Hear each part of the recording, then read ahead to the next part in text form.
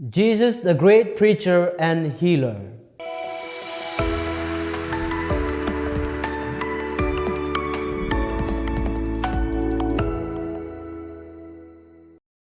My dear brothers and sisters in Jesus Christ, if we want to become powerful preachers, we need to learn and imitate from Jesus, our Lord and Master, because there is nobody who preached more powerfully than Jesus.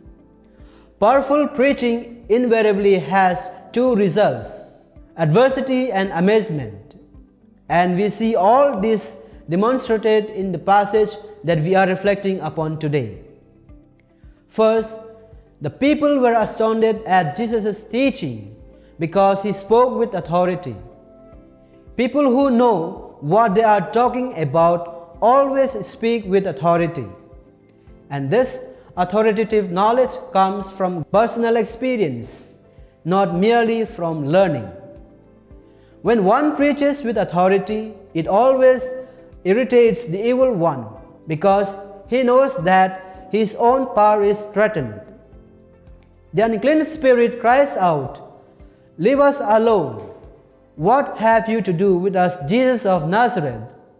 Have you come to destroy us? I know who you are, the Holy One of God." See how the evil spirit is afraid. Jesus is not troubled. Without raising his voice, but very firmly, he says to the unclean spirit, "Be silent and come out of him."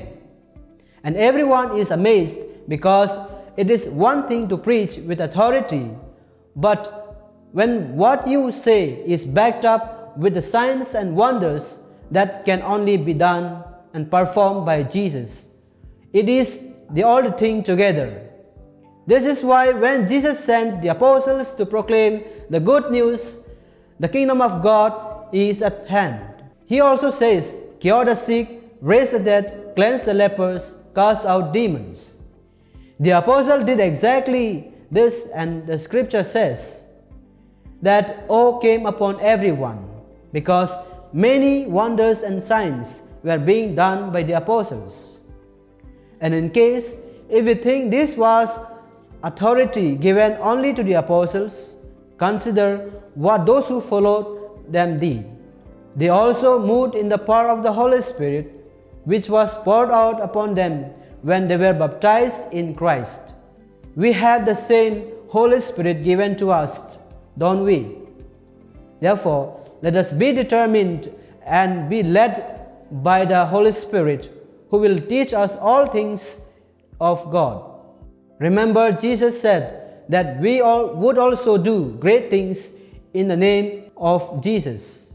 And once we have experienced His grace and power of God in our lives, let us preach the word with the assurance that God's word shall not return to Him empty, but accomplish His purpose and succeed in the thing for which He has sent. And we can begin by telling all these little demons that haunt us to be silent and get out. They have to listen if we command them in the name of our Lord Jesus, because He said, "In my name you will do all things." Amen.